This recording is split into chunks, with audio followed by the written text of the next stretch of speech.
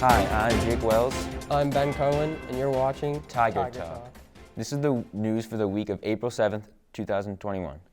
The girls' state program will be offered to both juniors and seniors this year.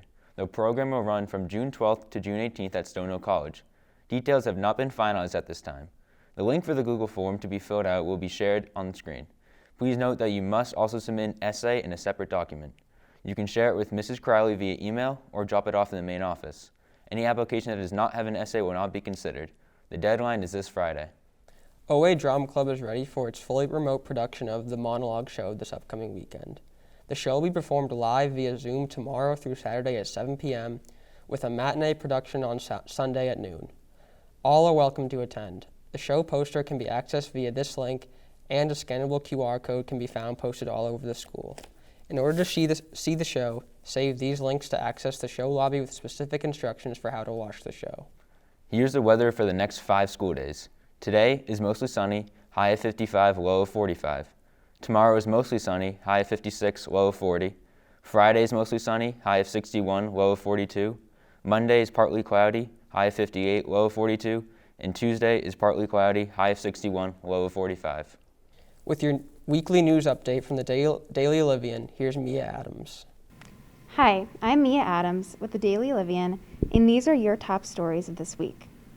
March 31st was International Transgender Day of Visibility, and Esme Silverman discussed recent anti-transgender bills passed in some states and the need to pass laws that protect the transgender community in her article, Why Transgender Day of Visibility Matters. Next, Leah Curtin shared some interesting facts about stone walls that can be found throughout Easton in her article, The History of Stone Walls in Easton. Anyone interested in history dating back to the 1700s should definitely check this out. Lastly, Juliana Stevens discussed the opinions of student athletes a year after COVID began in her article, The Wedge Season. If you'd like to read more articles written by your peers, visit dailyolivian.com. With your weekly news update from the Daily Olivian, this is Mia Adams. Thank you, Mia. For all the latest, log on to dailyolivian.com. Now for sports, brought to you by our sports reporters, me and Jake. Girls volleyball had a tough first matchup versus Canton. Coming into this game, both teams were tied at 5-1 atop the Davenport division, so this game would decide who has first place. OA was down a majority of the game, and Canton was able to take a 2-0 lead. The Tigers didn't give up as they fought hard in the third set. Jordan Bennett and Courtney Raymond had key kills to keep the game alive. However, Canton finished off the set 25-23 in the game 3-0. Despite the loss, Hadley Rhodes had 21 assists and 7 kills as OA falls to 5-2. The volleyball team fought hard in their second match against a great Canton team, but ultimately lost and dropped all 3 sets. Senior Sarah Morley continued her strong play throughout the season, leading the team with 23 receptions, 10 digs, and 2 aces. Classmate Caroline Flynn contributed 12 digs, while junior Hadley Rhodes added 14 assists and 2 aces. The Tigers currently stand second in the division at 5-3, with 2 games left against last place Stoughton. Winter Track had their first in-person meet of the season against Sharon. On the boys' side, senior Kyle Sarney led in the mile event, while junior Ashton Hart finished second in the 100-meter and first in the 200-meter. For the girls, senior Catherine O'Donnell had a big day with a first-place finish in the mile. Both the boys and girls teams came out on top as they defeated Sharon and improved to 2-1 on the season. The OA football team took on a strong Foxborough team in their 4th game of the season. The defense shined early as a pair of Foxborough fumbles, recovered by seniors Max Tower and Braden Kelly, resulted in a 17-yard rushing touchdown from junior Colin Williamson after the second recovery. After the first quarter, the Tigers led 6-0, but Foxborough quickly took over the game with a strong passing attack, capitalizing on turnovers. OA will look to bounce back next week after the loss, as the final score was 40-6. Cross country had an incredible season this past fall, with both the boys and girls teams going undefeated and winning the Hockomock Championship. On behalf of the team, I'd like to thank Coach Souza, Coach Van Riel, Coach Cleary, and Coach Troy for putting together a great season for us despite the circumstances. Another shout out goes out to my fellow co-captains, Kyle Sarney, Nate Reservitz, Catherine O'Donnell, Megan Reardon, and Abby Cruzzoli for leading and inspiring our great team this season. Cross country is an amazing experience and fun team to be a part of, and if you would like to join the team next year, visit our website, www.oaxc.net, or talk to one of our coaches or captains for more information. Tryouts begin April 26th for baseball, cheer, lacrosse, outdoor track, softball, tennis, unified track, and wrestling pending approval.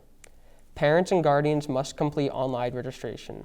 Registration is now open for all sports except wrestling, and the deadline for registration is April 14th. Additional information on wrestling will be announced when we received final guidance from the MIAA. The deadline for submitting updated physicals is April 9th. In order to be valid for athletic participation, physicals must be in-person exams conducted within the past 13 months and must include a sports clearance. Students trying out for baseball, cheer, lacrosse, softball, and wrestling must have a valid baseline concussion test. Please see the athletics page on the Oliver Ames High School website for instructions.